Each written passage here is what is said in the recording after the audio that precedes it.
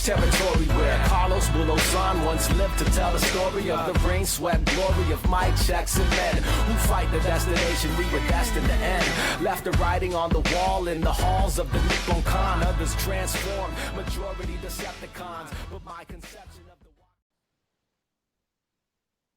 All right, we're here. My brain is overloaded from all the Seattle sports news. I had a busy week at work. I thought Junior Day was going to be a big deal, but then every single team in Seattle had to do something significant. And one of the best shows on ESPN announced that it was being canceled. Yeah. Around the Horn. I think it's May 23rd or March 23rd is their last one. Yeah. It's coming up. Do you like Around the Horn more than PTI? Did you ever have time to watch those? Oh, yeah. These are both like my college era, Kev, like when they started, right? Definitely PTI. We watched in college all the time. It was a great, like, you're done with class, you know, before you do your homework or go out or whatever you're doing that night. You know, we would have PTI on Sports Center, and then later became Around the Horn, PTI Sports Center. My summers as a teacher, right? A lot of Around the Horn. I love the idea of having guests on.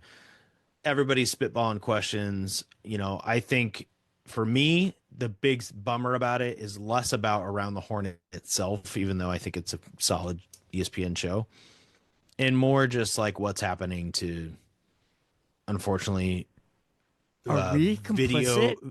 Are we complicit in this? No, I think podcasts are replacing these things, but I think ESPN is sort of to blame. Like they're just dumbing down their content, right? Yeah. It's more, no offense, not that he's ever going to hear it, but Stephen A. Smith yelling and you know, he's debating like Kai Cenat, who's a YouTuber, instead of an actual sports writer. Yeah. I mean, back in the day, Kev, they used to have like it was called the Sports Writers on Sunday morning, and it was like Bob Ryan from the Boston Globe and these real sports writers, these old heads and women who would like come on and just say like, we're gonna debate, you know, good old fashioned sports debate. So that's what we kind of do every week here. I think we entertain and we provide information to people, hopefully. Yeah. So we're gonna do, you know, we're gonna honor Around the Horn. We're like, how do we do it on a Zoom? We could throw everybody in a room together, but it'd be chaotic. And there's so much news, to your point. So our format is going to be, the nickname is Starting Five. So we are going to have 5 questions for a guest, 4 questions for Kev, 3 questions for another guest, 2 questions for me, 1 question for another guest. So that's how we're going to go. 5, 4, 3, 2, 1. Our first one we're going to have is 5 questions about probably the biggest news in Seattle right now, which is, it was going to be about Geno Smith. Moving on. We were going to talk to each other. What happens? And then boom, this morning before we were going to record, Sam Darnold's a Seahawk. And you forgot, I mean, DK Metcalf too. And DK Metcalf's gone. We have so many things and we're not going to be able to get to all of them, but we did find someone smarter than us, more professional than us, to talk about Sam Darnold. And so we're going to have a guest from Locked On Vikings, a former college classmate of Kevin's, Luke Braun, is going to join us. All right, let's start Around the Horn. We got 5 questions for a very special guest here with us, Luke Braun of Locked On Vikings podcast. He does daily pods about the Minnesota Vikings, but more importantly, me and Luke go back, all the way back to the Loyola Marymount University days. He knows how great the storied basketball program is. Oh, yeah. LMUUU, yeah. Except for the years we were there. Yes, except for the years we were there. We need to talk about that. We have a Vikings podcaster, but, you know, we were talking about LMU. It always comes up, Brian. So it always comes up. This is well, I went to Santa Clara, so the WCC is strong. But we'll transition to the first question. This is why we're having Luke on, because yesterday I texted him and I said, if the Seahawks sign Sam Darnold, can we have you on? And he responded immediately and said, absolutely. Oh, for sure. And awesome. We are like fortune tellers. And I'm pretty sure I said that before whoever reported, whatever insider said, this is their dude. So Sam Darnold signed with the Seahawks. Was it today? Yeah. Oh, God, I'm losing track of time. 3 years, around $100 million, $55 million guaranteed. So we brought on Luke to give us the scoop on USC grad Sam Darnold, former New Jersey Net. No, New Jersey Net. That's basketball, but nice catch. New Jersey, Good. New York Jets. New York Jet. There New you York go. Jet. It rhymes. USC Trojan. Yeah. Before I do that, can I break some Seahawks news to you? Yes. It just yes, happened please. while you were doing that. Yes. Josh Jones, Oh, okay. 1 year deal with the Seahawks, 4.75 mil. Okay. Nice. Take it. Perfect. Nice. Played for the Ravens before. That guy came out in what, 2020, I think. I was mean- hoping you were going to say Will Freese, the guard from Indianapolis. That's Unfortunately, he has to be a Viking because we Oh. signed Ryan Kelly. We got to keep those two guys together. So Oh, sorry to okay. be the Very bearer of nice. bad news. There you go. So tell us, what are Yeah. the strengths? Let's start positive. What are the strengths of Sam Darnold? So the whole deal of Sam Darnold, look, the year that I witnessed Sam Darnold have, okay, is you have to forget the dude who saw ghosts in the Jets. You have to like think of him as a new guy. He had his little sabbatical, okay? He played with the Panthers. He had his little peaceful year off being a backup to Brock Purdy. That's a totally different mindset, different guy. And I think being with the 49ers it calmed him down a little bit. It gave him a sense of perspective. He could sit back. He could sort of take some time and reflect on everything that had happened with the Jets and the Panthers leading up to that, and the mistakes that he had made and the way that, like interrogating the way that he prepared, kind of look in the mirror, and the way that especially the way that he took it when something would go wrong. He would force the issue. Back then, he would really an interception would turn into 5 interceptions because he would start forcing. He would play hero ball, and realize, and then sitting behind Brock Purdy and watching him just like dish it out, play point guard, be like super kind of nothing, right? Just be like, I've got all these superstars and just sort of dish the ball out. And he was like, and then that went to the Super Bowl, and he was like, okay, this can work. I don't have to do everything myself all the time.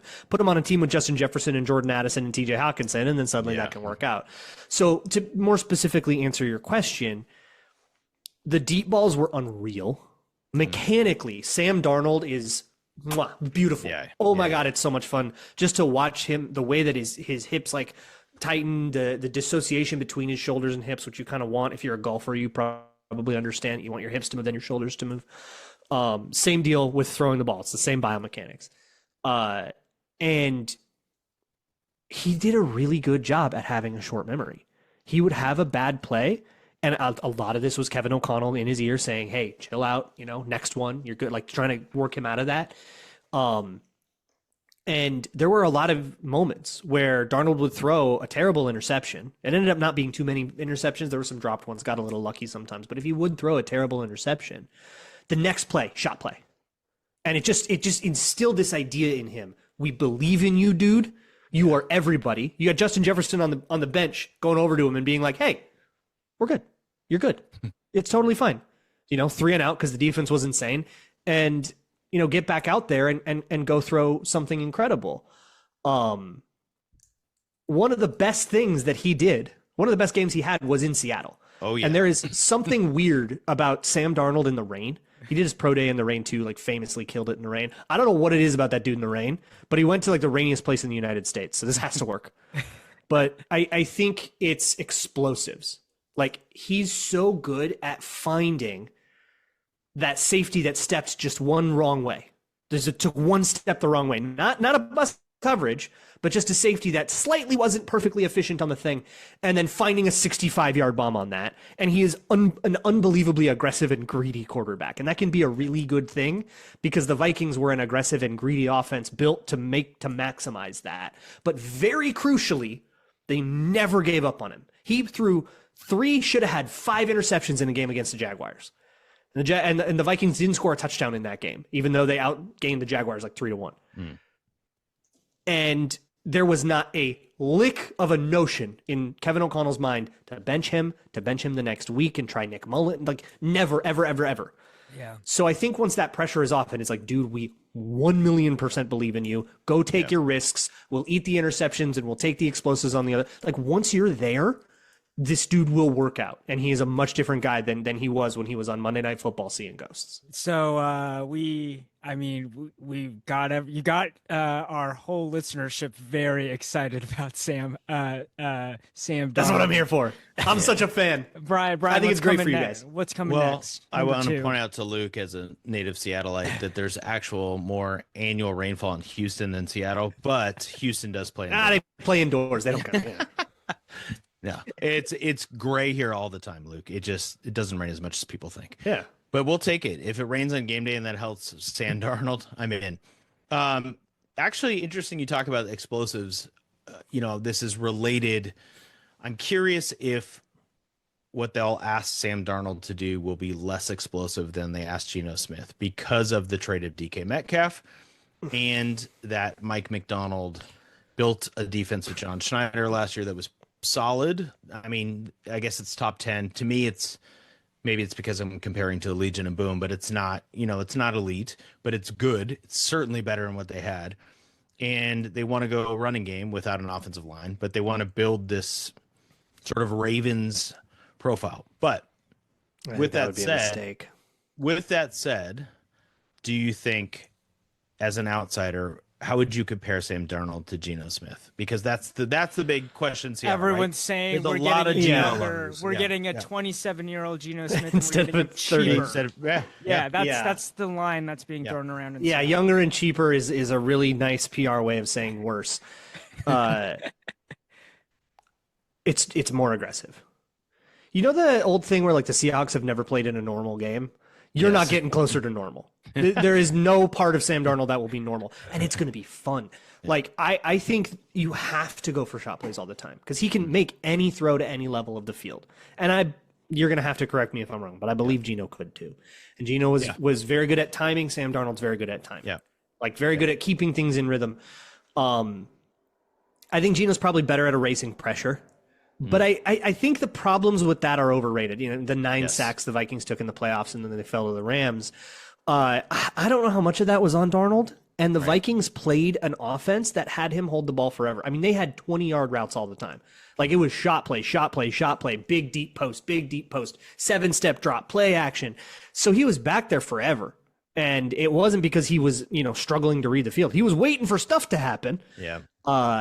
And they would get to him that way, but he would buy a lot of time. He did a great job of, those little pocket movements to, just sidestep a little pressure coming off the guard or just step up a little bit. And now the tackle can win his job or can win his assignment when it's Cam Robinson, who got here 2 days ago. And I think he made the O-line look better than they were. That's interesting. Which is not, that is not what you would hear about Sam Darnold. Yeah, I think the O-line struggled more than it looked like, and it's because Sam Darnold papered him over a little bit. That said, obviously, if you're going to run a deep shot offense, you have to protect, but that's not really a Sam Darnold thing. That's just sort of comes with the territory. Yeah. So I don't know. It depends on who you're throwing to too, but I don't know. Jackson Smith and Jigba can run a post. Lob it up. Yeah. He's good. It's who else is going to be there, which is our next question. Yeah, I mean, you're without DK now. And Darnold's going from having arguably the best wide receiver in the league to is Smith and Jigba's a third year or is he second year? Third year. Third year. 2023 class, same as Addison. So I mean, he's arguably a top 20 receiver, probably. Can he succeed without a true number one? I mean, get a speedster. Like, what speedsters are out there? I haven't looked at the wide receiver class at all. But give me I somebody that ran a 4.3. I mean, you got to find a replacement for what Tyler Lockett was, right? Not Tyler Lockett last year, but what Tyler Lockett was. I think that's what you need. They play action would be big too. Obviously, you can help with that, right? Especially if you want to be like a run game team and you want to run a lot of boots and stuff. Like, he's good at that. He's got kind of a superpower of rolling to his left.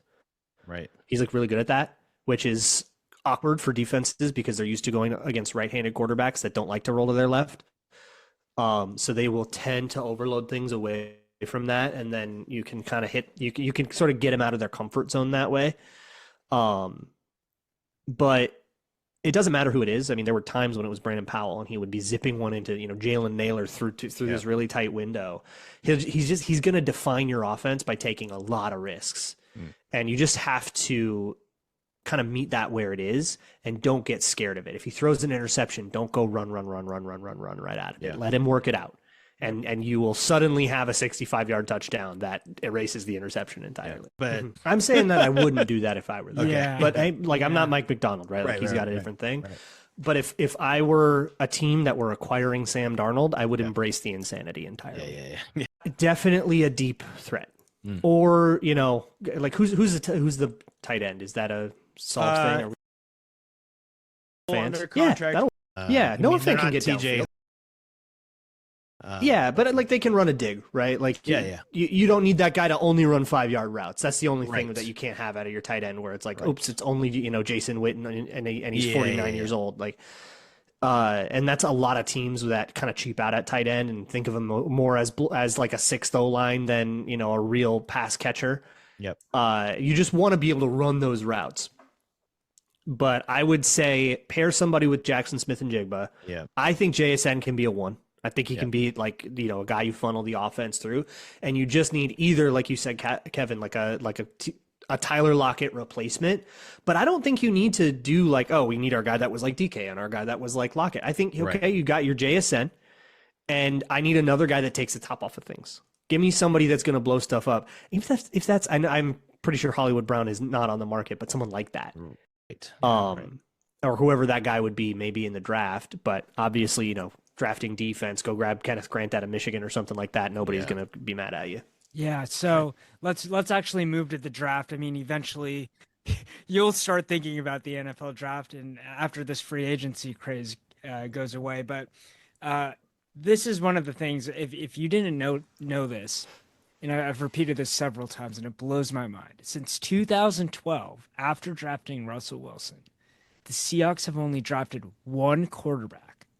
And I don't know who that quarterback's name is, and it was in the 7th round. And it's not important that you know the name, but it's important to know that John Schneider does not draft quarterbacks. So when you have your quarterback, like when you have Russell Wilson on the roster, there's no reason to take a quarterback. You're not. What are you going to get your long-term guy? You think you're going to get in the 6th round? No, you have your long-term guy. Yeah, and go bring in a backup that's Chase Daniel and move on. Yeah, so I guess that's my question for you. Given Sam Darnold at the age of 27, should the Seahawks go and draft a quarterback in this class, knowing that this class isn't the same as it was last year, right? With 5 undisputable first rounders. Yeah. Different situation here. Definitely. I would not first round it. And I just think that's more about the class, right? Like when you're in last year and maybe there's a guy falling to the 2nd round that could be a guy, like, okay, sure, right? When Lamar Jackson is there at 32, just do it, even if you have Flacco. Yeah. But that guy isn't here. I mean, you got Cam Ward and Shedeur Sanders, I think, are the only 2 like bona fide NFL starters. Don't draft Jackson Dart. Like, don't waste your time. Get a D tackle that you know is good. It's fine. Don't waste your time like with the Louisville dude. Like you don't need to do this. But if it's, day 3, throw one out there, that I think is totally fine. Yeah. And I think that I'd advocate for it. They only gave Darnold 3 years. Oh, wow. I found it. Alex Magoo, Florida International's finest. Yeah. What year was that? 2017? 2018. Yeah. That's right. I didn't say congratulations to you. Thank you. Vikings fan. I have the iPad right Oh, don't do that. No. Don't raise him a Vikings fan. No. I'm raising him a Byron Murphy fan who just signed with the Vikings today. He's part of DBU and he's wearing the purple. We're stoked on that. That's what the live show I was just doing was recapping that. Nice. They wanted him so bad in Minnesota. Oh my God. They put everything else on hold. And I think they let guys walk that they would have rather had because they were just focusing on Byron Murphy. Like, I think they probably would have wanted to get in on like keeping Cam Bynum in the building. He goes and signs with the Colts, but Murphy was like priority. They got it done. So they're all very happy now. Always comes back to the Huskies. Yeah. Well, Luke, it was great to catch up with you on a random off-season day. You were busy. You came off of a live show to join Yeah. us on the Wait for It Seattle podcast. We're blessed to have you here. Yeah, thank you, Luke. You know what it Appreciate is, man. It very runs Good to see deep you. Yep, yep. And this won't be the last time. We'll have you on again. for sure. So take care, Yeah. Luke. And do we say Scovite? Is it Go You Vikings? could drop a skull if you want, Oh, a little, yeah, and then I a can't little do clap. There you go. Oh, is that how it goes? Yeah, a little clap. All right. We stole it from an Icelandic soccer team. So. Thanks, Luke. All right. After that wonderful segment from Luke, we're going to transition to 4 questions now. And our special guest is Kevin Cocabello. Oh, my go. God. Let's All right. go. There's so much news this week, Kev, but we don't want to ignore. I feel like we were out in front, right? We talk about this every week, and we're going to do it again. We had El Ladine on our preview show. Yeah. Second team All Big Ten performer. Yeah. The Huskies, we talked last week, the Big Ten tournament. We were, nervously optimistic maybe about Yeah. the Huskies. They went out and they beat Minnesota in game 1 of the tournament. They lost to Michigan. They were mostly competitive. Did they do enough to make the tournament? That's question 1. Yes. Bracketology has them as the last 4 in. They're 43 in the net rank. If they're number 12 in the Big Ten, I'm assuming the Big Ten's the best league in the country. And they can compete with they can compete with the best teams. Now, can they beat the best teams? No, but Right. that's not the test to get into the tournament. To Right. get into the tournament, you need to be above average and you need to show you can compete. And I think the Huskies did that. Now, what's kind of crazy is their most impressive games are probably games they lost. They lost to USC by 5. USC is the number 6 net ranked team. And Right. lost to LSU by 1. And LSU is a top perennial team, 10 in the net rank. So the way the Huskies fit, especially how they finish, and I don't know how much the committee still looks at this, but it is, you do see it, the final 10, just some arbitrary number, but UW went on a run at the end. They won 5 of their final 6. And I do think that this team can compete with pretty much every team. I think I'm hoping it helps that Michigan, I think they went to the semifinals of the Big Ten tournament. I think Michigan's good. Like they have a bunch of freshmen and they're young. Spoiler alert, I'm going to pick them to go pretty far in the NCAA bracket. Yeah. For the women. What seed do you think the Huskies deserve? I'm thinking they're in like the 9 to 12 range. Oh, that's not picking Maybe a seed. Do you Pick want a me to seed. pick a seed? Yeah. I'm going to give them a 9 seed. I think they're a scary Wow. 9 seed, which means then they have to go play the 1 seed if they win. Yeah. Not good. Not good to be a 9 seed. Now bracketology has them as an 11. 11. Last 4 in. Yeah. 9 could happen. It's happened before, right? It would depend on how much credit they give to the Big Ten. I love it. I love a 10 seed. 11s are solid too, but if they have to play in the first 4, then they get the Then they have extra to play an game. extra game. But The those 10 historically- 7s are good, and then you go play a number 2 who's kind of overseeded. Although this year, I think the number 2s are going to be so good that Yeah. I'd actually probably take an 11 because you play a 6, then you play a 3. You got legitimate chance to maybe make some noise. But Yep. the Huskies, I think they deserve to be in. I think they deserve at least an 11. They have 5 wins in quad 1 and 2. Yep. Oregon has 6. Minnesota has 2, who is on the first 4 out, and UW's beat them twice. Nebraska has 6. Illinois has 6. What do we have in common? The Huskies have beaten all 4 of those teams. There you go. 3 are tournament teams and are going to have higher seeds, and that's fine. But the Huskies deserve to be in, and I think they should be. I'd say a 10, but 11 works. All right, third question for you. Now looking back, now that they're hopefully going to the tournament, who was the most important Husky this year to you? That's funny because I was reading this question as who's the most important player moving forward. Oh, interesting. But I do think it's Al-Ladine.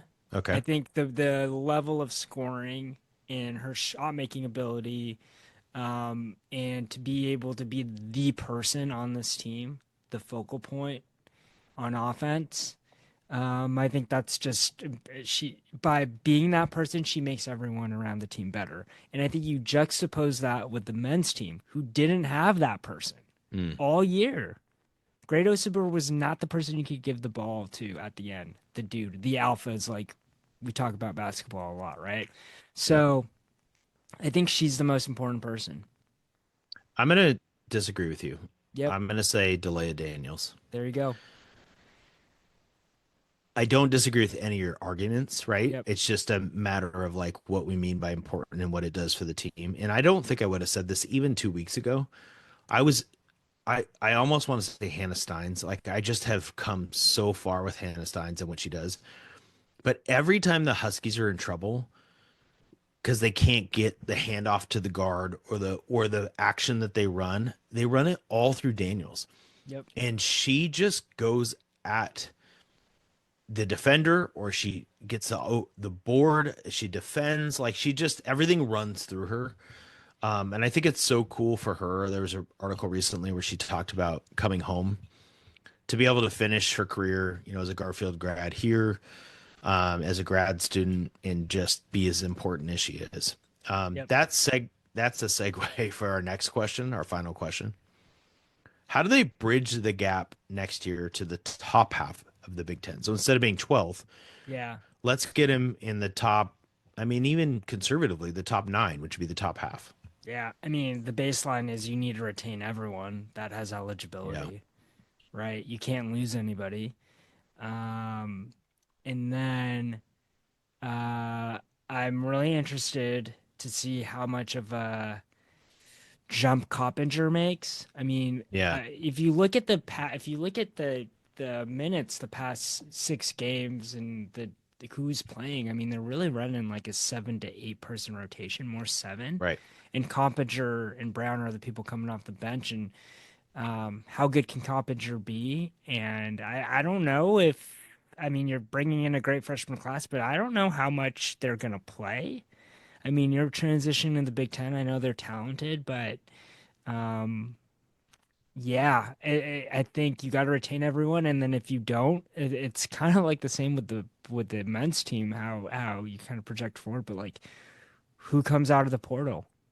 Yeah. Like if you land someone that's a legitimate D1 player that can just fit in and play Big Ten ball, you're in the, you probably, you can get into that range, assuming you retain everybody. Right? Yeah, that would be a big shock unless there's some NIL deal out there. Yeah. If Sellers or Ledeen or Steins or Briggs leaves, Don't come right? back. Yeah. And those 4, along with, a Coppinger would surprise me. Tegan Brown, maybe, like her minutes have gone down, but they seem to all like each other. I'm hoping they all come back as that base. And then to your point, they have to have a transfer big who can do what Daniels did. Yep. And I don't even know if they'll find someone who can do exactly what she did, but they need someone with experience who can play that role. Yep. If they're going to run the same offense where they're running it through the high post, lots of handoffs and ball picks. She's an offensive rebounder, can post every once in a while, 15 feet, sometimes out to 3. And I think they see long-term the incoming freshman McDonald's All-American, Bryn McGoy is how you say her name, by the way. I learned in the state tournament this week. There you go. So she's at Central Valley. They went undefeated. They won the 3A state championship. I specifically watched her to see she will be good. She will not replicate Daniels as a freshman. She's not ready for that. She's just not that player yet, which is understandable. She's 18 instead of a 23-year-old. So they have to find someone in the transfer portal to make that jump, in my opinion. So I'll start doing my research. Perfect. Start talking to those agents that you got, Kev. Yeah. Do they represent women's basketball players? Because that's what we need. We need to find out who's coming. Maybe. Yeah. So we'll move. Speaking of women's basketball, we'll move to Unrivaled next. All right. We're continuing our tribute to Around the Horn, who probably only Kevin and I have watched, but as it gets canceled on ESPN, we have a special guest, one of our top listeners, Justin. That's what we call you. I'm sure you hear it every week on the podcast. Don't tell us you don't, because then we have to take it back. This is Justin, good friend of mine, who has a special appearance for us today. So Justin is recently, as of last night, like 11 p.m., flew home from seeing Unrivaled live in Florida. So Kevin and I don't think we know anybody else besides you and your wife who have gone to Unrivaled and seen it live. So we wanted to have you on to talk about Unrivaled and also, acknowledge your special place in the Wait for It Seattle podcast lore. So we have 3 questions. It's going to be real quick and short, 3 questions, but you can go with it however you want, Justin. So you sent us a couple texts. What impressed you about the setup of this event, league, whatever, however you want to call it? Well, I think first of all, thanks for having me on, guys. Yeah. Well, I think there's 2 things, right? Like there's literally like what we got to see, what the game experience was. But when I actually step back and think about what they're doing, what I think is interesting is that they've invented something new. Mm. I mean, I'm a sports fan. You're all sports fans. How many have we actually seen something actually new created? Mm-hmm. It's basketball, but it's different basketball, different rules, different court. So we can talk about that. But I think the first thing to think about is, holy crap, like this is a startup. Like they're reinventing rules.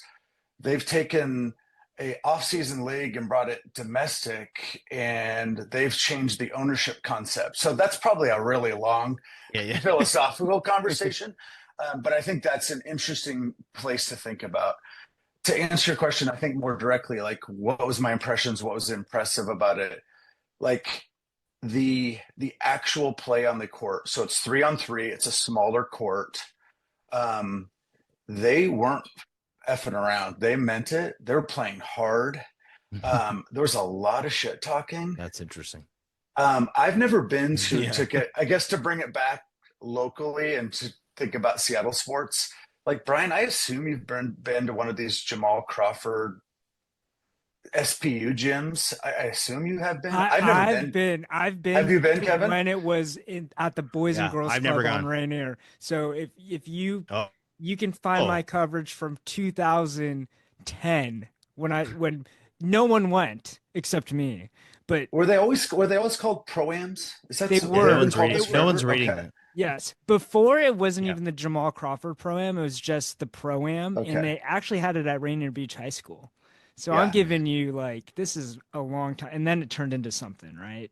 So the size of this gym we went to, first of all, it's in a sound studio in this really weird corner of Miami. And this place, it's not bigger than a high school gym, but it's full of pros.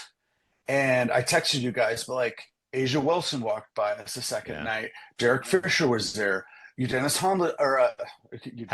Haslem was there. Yeah. Haslam, thank you. I'm in a small gym and people are there because they care and the basketball is intense. And so the situation was interesting. And I assume it was one of these high-end pro-ams. We were super lucky to get a ticket. And I felt so to answer your question, the long rambly way, Brian, the environment was super interesting. I assume it will change and evolve. The popularity on this was off the charts. We met a woman in the Seattle airport going down. We could see her sweatshirt. Oh, interesting. And she said she had 2 extra tickets that her friends bailed on. She sold those 2 tickets, paid for everything on her whole trip. Tickets were going 10x of list. Oh, wow. Yeah. Wow.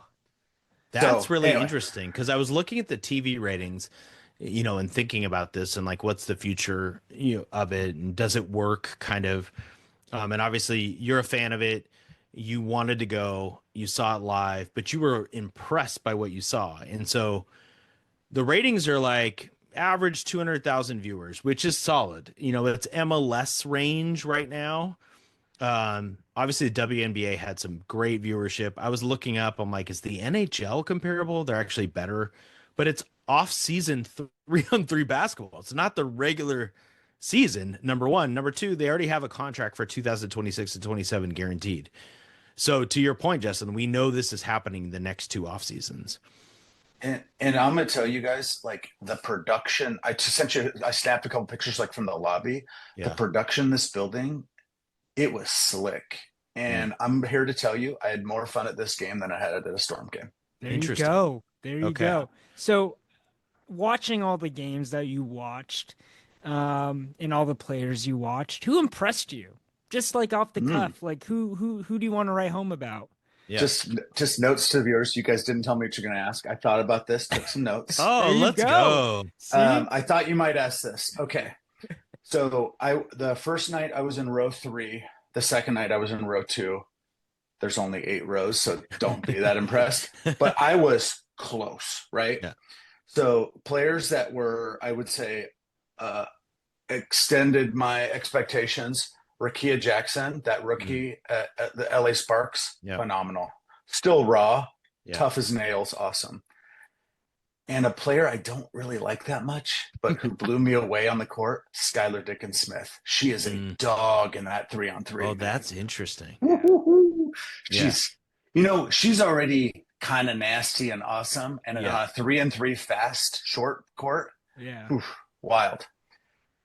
Again, I picked a couple of these people to kind of keep it local.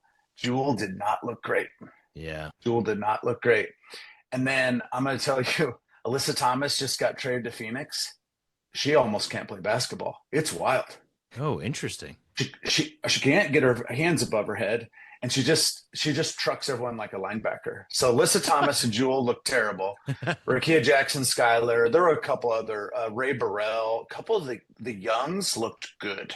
Yeah. The young people look good. It is a very, very fast situation on that court. You run and you shoot and you don't rebound. A lot of jawing, a lot of talking. Yeah. We could hear every single thing the player said on the court. That's so fun. That's so cool. Yeah.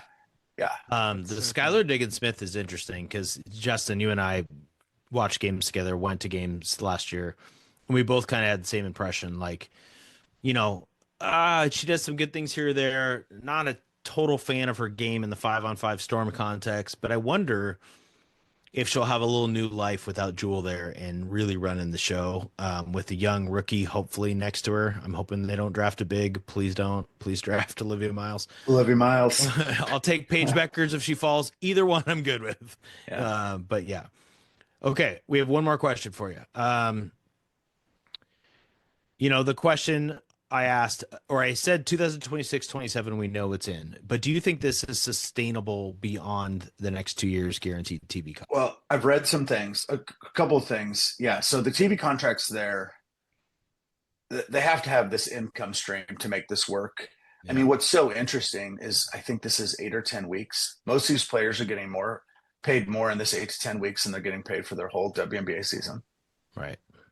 They obviously they love it. You can just tell they're having so much fun. They're not having to travel. So I don't know if it's sustainable. But what I think is really interesting, it kind of goes back to that very first thing I said is this is an invented league. They're trying to create – this is a startup. Like I'm a tech guy. I think it's so interesting is to think of this as a startup. And apparently the plan is they're going to try to eventually sell – they've named these teams. Like they want Tom Brady – to buy the Mist and put it in Vegas or something. Yep.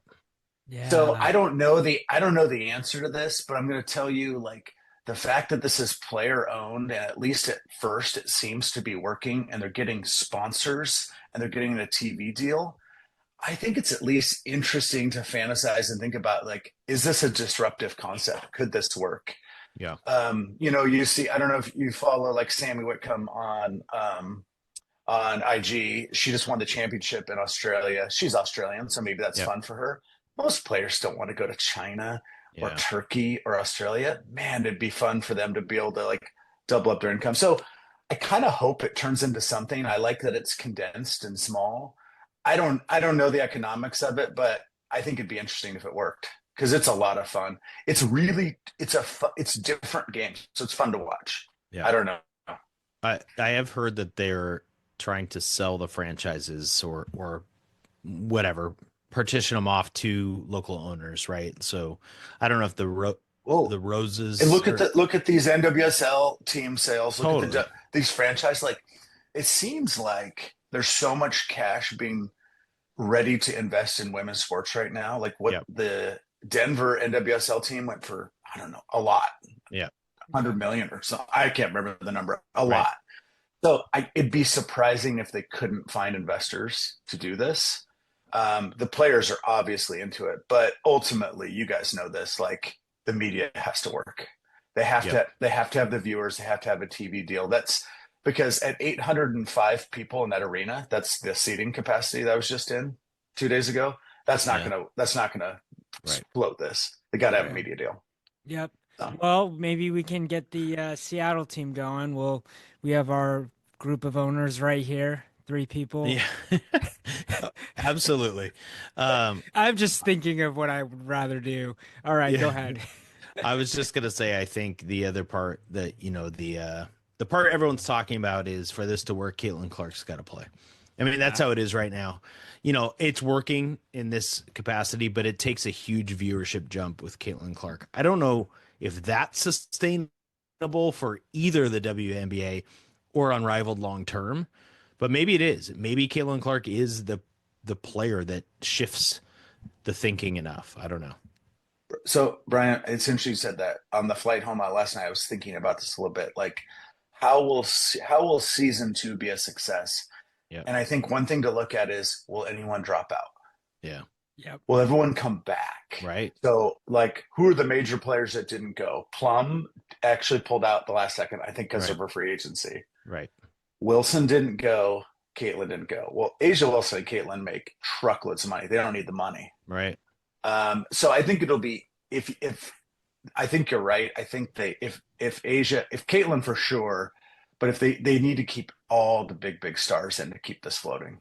Yeah. I mean, again, to think back to sports, what was the Seattle XFL team? The Dragons. Oh yeah. Dragons. Remember they did the cup thing where they did the snakes?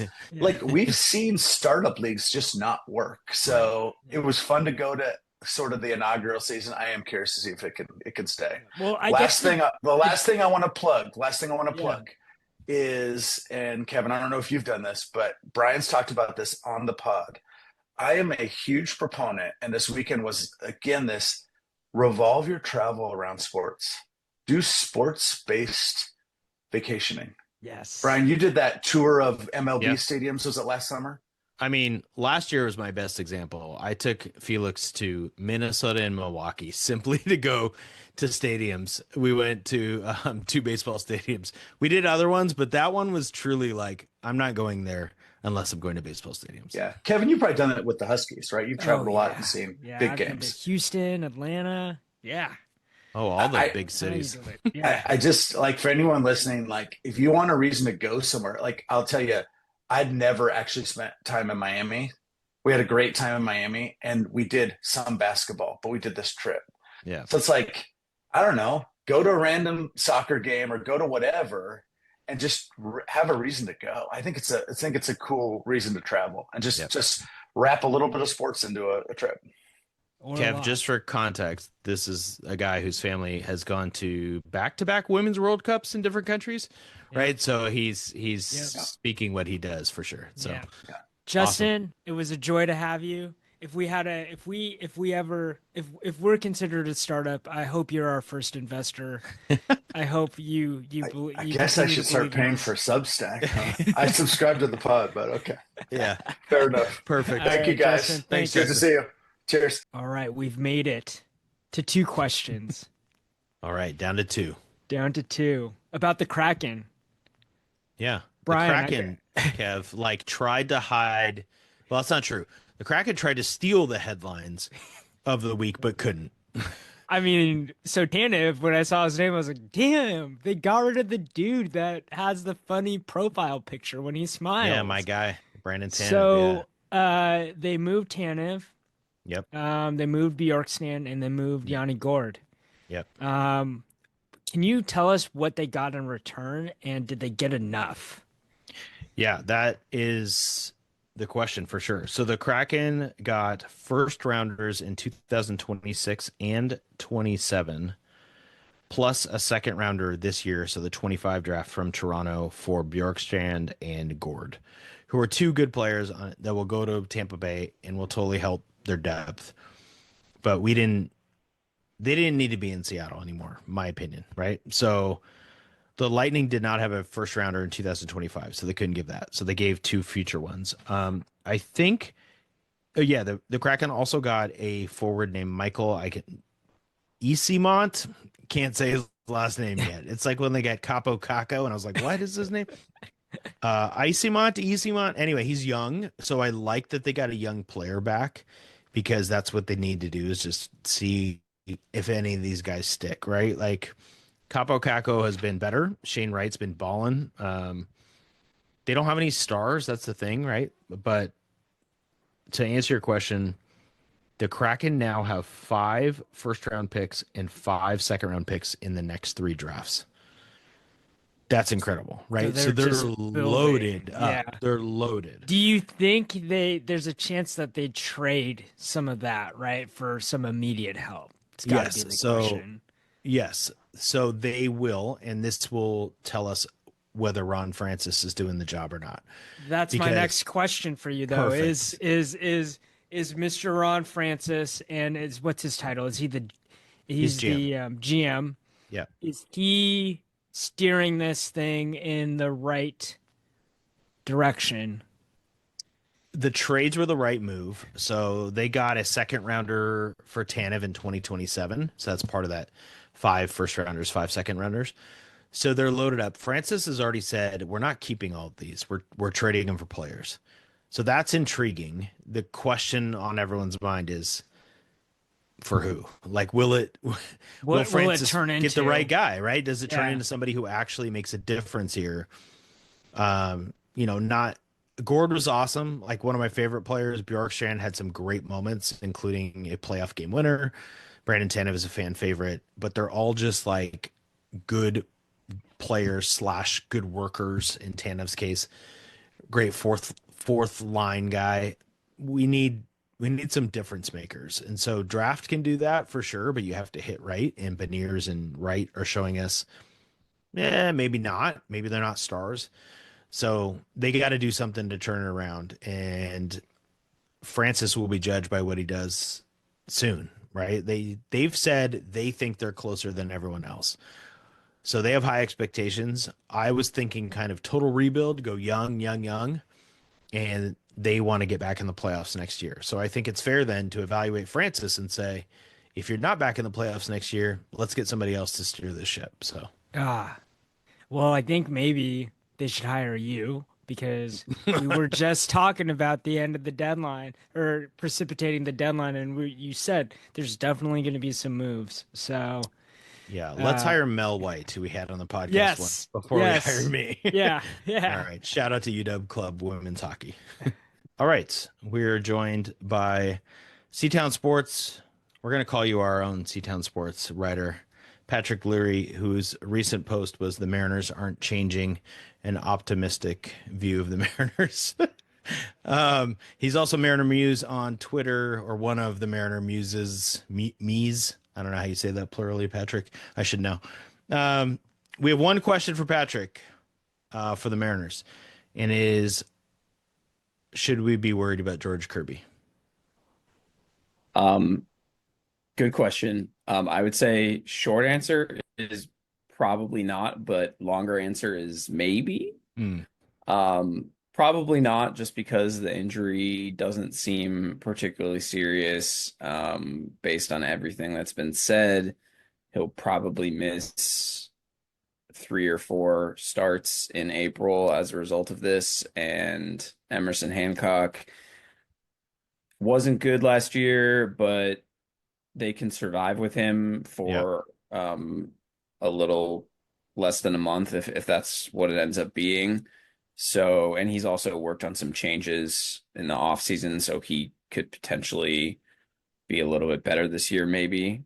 So I'm not super worried about it. The, little birdie in my ear or devil on my shoulder is like, well, the Mariners are not the most forthcoming or accurate about injuries traditionally, and how they talk about them and their timelines, especially right when they happen. Yeah, I think about Matt Brash Right. last year, right? I mean, Brash's, I think we kind of had an idea it might be more so than this one. At least that's my impression, right? The way they described Kirby's as the MRI is clean, it's inflammation. He wanted the ball. But Brash's was like, oh, we're gonna throw him out there and see what happens, and then it didn't work, obviously. So Yeah, Brash, I would say I wasn't surprised when he had to end up yeah, having to get Tommy, or he had the brace, not the full Tommy John, but right. he had to have that last year. I wasn't surprised. The one I would most liken it to, if you want to have like a Mm. potential realistic bad scenario, would be in 2023 when Andres Munoz got hurt in the first week of the season. And then it was like, oh, he's just like shut down. He'll miss like 2 or 3 weeks. And then Yeah. it's like, well, he's gonna go out for a rehab stint soon. And it was like, is he going to go out? And he ended Right. up missing about 2 months. And he was fine towards the end of the year Right. and came back. But that's what I'm a little bit worried about with the Kirby situation would just be it's just inflammation, they say, so it should be fine. He should probably start throwing a little bit before opening day and be ready to start throwing like a 5 inning start in the majors by the middle of April. But it could be if that timeline just keeps kind of inching back, then it's like, well, now we're starting to lose serious chunk of the season where you're inarguably downgrading from Kirby to Hancock. And Right. obviously you're kind of relying on Hancock taking a moderate step forward to cover it off either way. Right. And even, I mean, that's the thing about the way this team's constructed. Even a moderate step forward by Hancock is still, as you said, inarguably and Yeah. light years behind a top 10 pitcher in baseball, which is probably where Kirby is now. So that's a bummer for sure. They could really benefit from somehow rigging it so Hancock only pitches at home. Just because like his problem last year was just stuff was so easy to get hit. He didn't miss enough bats. Yeah. His velocity and stuff wasn't great. But if he can get a couple of nice chilly April evenings in Seattle to suppress the contact a little bit, that'll really cover it off, and you can get him through 6 innings with 2 runs and like a bunch of flyouts, and it'll make you feel better. Yeah, I have not looked at the schedule to see how many off days and if they could skip him too and things like that. But it'll be funny when he's like the number 2 starter in the rotation simply because they want him to pitch against the A's at home on opening week. Yeah, exactly. Yeah, they just steal that start. Yeah, I'd be interested if they do that. But yeah, I think Kirby's probably fine long term. The stuff about him needing like 5 different people to talk to him to get him to shut down is probably encouraging, and he'll probably be able to be back at some point in April. So not hitting the panic button, and if that's the worst thing that happens to Kirby all year, then we'll take it. We'll take it. Or the whole pitching staff, I'll take it. Yeah, well, I don't know if that's we should be happen. so lucky, but Right. All right. Well, Patrick, we're hoping to talk to you as we get closer to the season, if that works for you. Yes, absolutely. Let's go. All right. Go M's. Go M's. All right. Here we go. We're going to finish the podcast with a top 5. We had 5 segments, 5 questions. This is like the final segment on Around the Horn where somebody wins and then we turn it over. But as all our listeners know, there's no way I would turn this over to Kevin just by himself. I can't do it. I can't do it, Kev. So we're going to do this together. Okay. Our top 5 this week. Geno Smith gets traded. That was shocking. You were shocked? I was. I didn't think it was going to happen, right? DK gets traded. I was less shocked because he demanded a trade, but I still was surprised. Yeah. I don't think they fit in the top 5 most shocking trades in Seattle sports history. Ooh. And we can kind of define this how we want. Because some, even if you know they're coming, they're still shocking. Yeah. So I don't think we have to do this in any particular order, but I'm going to let you think of one first. Yeah, let's come up with 5. Let's come up with 5. Yeah. Okay. So we're probably going to forget like Lenny Wilkins in the 70s or something. We're really focusing on like probably late 80s, 90s into today. Okay. / how old So, old I am. The first thing that comes to mind is I Russell Wilson was a huge deal. That's the first one I thought of Just too. because he won a Super Bowl at Seattle, he was here for so long. At the end, he was polarizing, but and you still have people that are like, don't wish him well and don't have good feelings about him. But he was a franchise quarterback, and you traded him near the tail end of his prime, right? I think the trade looks good now. I think we can all agree. Like they didn't want to use that money on someone that was not in the top 10.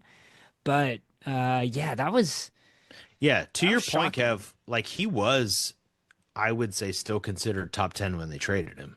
Yeah. He went to the Broncos and he quickly fell off. Like He the was Broncos traded a expected to ton, be good. and bigger than that, they gave him an enormous new contract. Yeah. So and to the point of the idea of like shock, when I heard Russell Wilson get traded, I did not believe it at first, which is like, I think the definition of, right? Like, no way.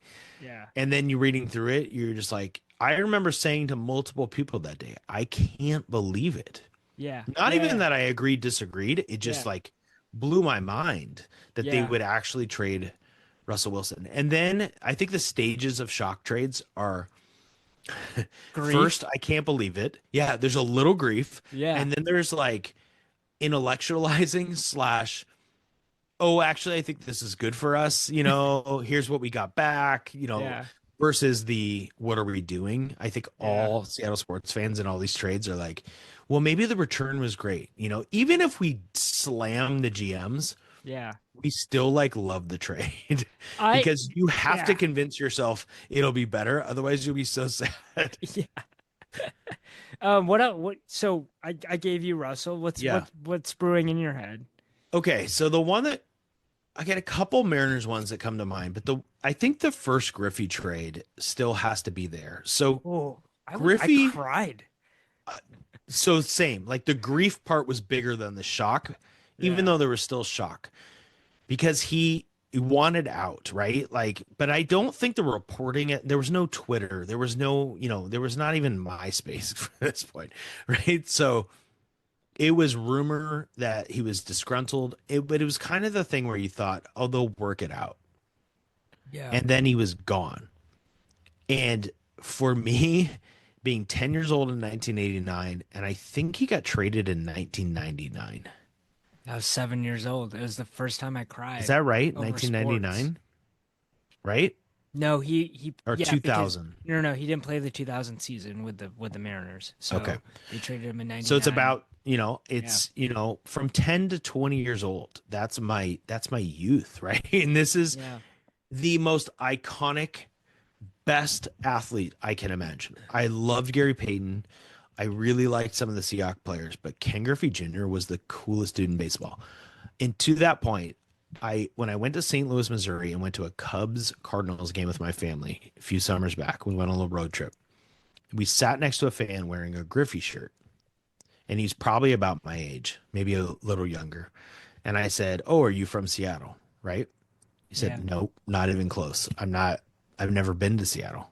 Yeah. I was like, "Oh, you had a Griffey shirt." He's like, "Griffey was the coolest athlete when I was growing up. I love Griffey." Yep. Right? Like that's that's Griffey. Yep. And then he's just boom, gone from your life.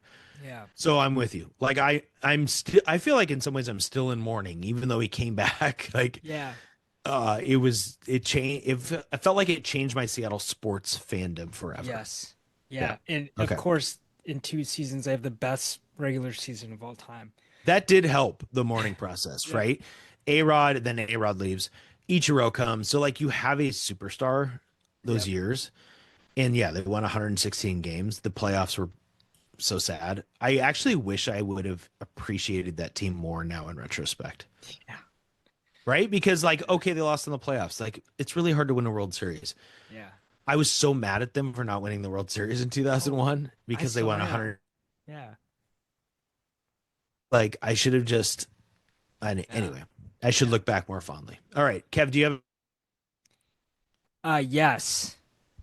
You said Gary Payton, and that was a blockbuster. I mean, they traded. This is again on a different level than Ken Griffey Jr., but someone that was the face of the franchise, right, for a long period of time. And it actually ended up being a great trade. Like Yeah. Ray Allen turned out to be great. Yeah. Gary Payton didn't even stick with the Bucks, right? Like he went to the Lakers. He hardly, I mean, he did not He want went to to be the in Heat. Milwaukee. He went. Yeah. Yeah, he won, and Ray Allen ended up being a superstar for the Sonics, which is funny because he probably is he in the Hall of Fame? And they don't do this whole thing where you wear jerseys in the Gary Hall of Payton? Fame. Like, yeah, no, Ray Allen. Oh, I think Ray Allen's in the Hall of Fame. Yeah, I think Or maybe he's on his yeah, way. he only spent like 4 seasons with Seattle, but they were really good, and it kind of established So him really as a only star. 4 seasons? I think so. I think He had so. an 18-year career. I feel like it has to be more than that. He is in the Hall of Fame. Yeah. He was inducted a few years ago. You're leaving Four me on more edge. All-Star appearances in Seattle. You might be right. That's Yeah. wild. Yeah. Weird. I need to Okay. see where he's in our top 100. Yeah. Okay, so that gives us 3. Can we think of 2 more? Well, yeah, I think so. I think it's hard for me not to include Randy Johnson. Yeah. So, not the time they acquired Randy Johnson, although we knew nothing about him. They traded Brian.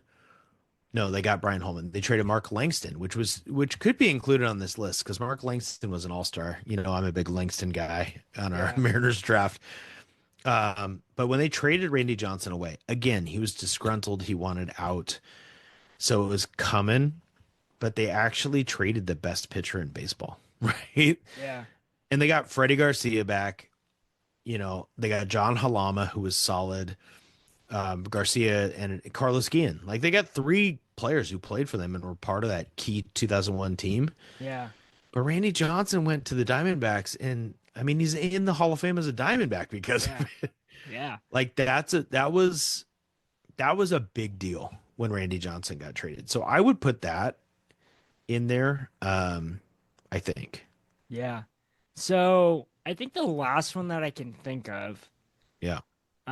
is Adam Jones.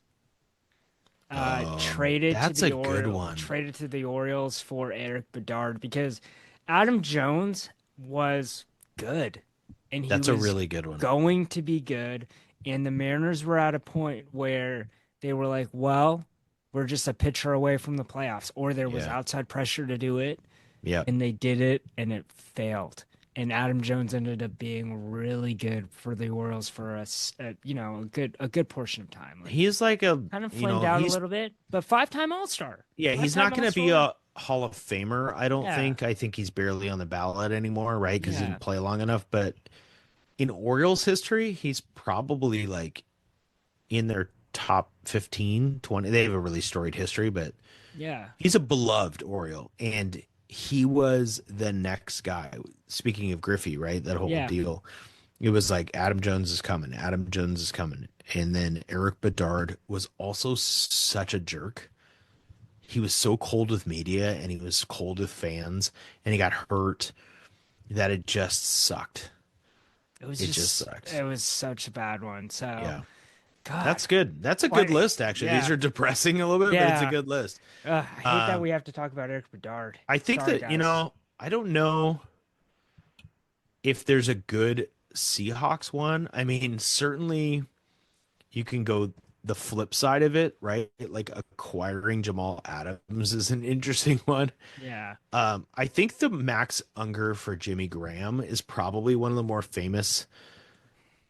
I don't know if it's shocking though, right? From Yeah. the Seahawks perspective, we look back and we're like, that wasn't the best trade because Max Unger, it changed the whole dynamic of the team.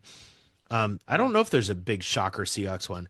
Honestly, well, we did Russ, but Gino and DK might be in the top 3. The crazy thing is, like, this all happened with like one fell swoop. It was just like It's so fast. Yeah. So It was- so fast. I'm so glad I didn't buy either of their jerseys. Oh Didn't yeah. waste my I have a money. Russ jersey. Yeah, but he's gonna go down as one of the greats. Oh, it'll be a great jersey later on. Like when he comes back, I think it'll be warm when he comes back of it. Not to play, but like when he gets in the Ring of Honor or something like that years from now. Yeah. Can I say one thing before we go? Yes. Kind of a final salvo. I was thinking about this. So the Kraken we talked about today, Yeah. trading away players, right? Seahawks trading away their quarterback and their star receiver. Tyler Lockett leaves. Yeah. The Storm traded away Jewel Lloyd this offseason, Yeah. right? Like, that's wild. Yeah. They also had Breonna Stewart leave a couple of years ago. People are too hard on Jerry DiPoto. I knew it was coming. I knew it was Here's coming. why, Kev. I want you to think about this, and I want our listeners to think about this. I know the cool thing is to slam DiPoto, and even Justin Turner, that was a news story that probably would have been our lead news story in a different week, had this whole interview about Mariners ownership, and he was slamming the owners a lot more than Jerry DiPoto. I mean, right? read it on C-Town Sports. Patrick on wrote, C-Town Sports. wrote a whole editorial about Exactly. the downfall. But I want everybody to remember something. Okay. Maybe they haven't signed the guys, but they have traded for Luis Castillo and Randy Arozarena in the last 3 or 4 years. And can you tell anybody can anyone here tell us who they gave up? Like, they didn't give up Julio. They didn't give up their number one. You know, in the prospect. Luis Castillo trade, the big chip was Noelve Marte, and he just got sent down by the Reds today.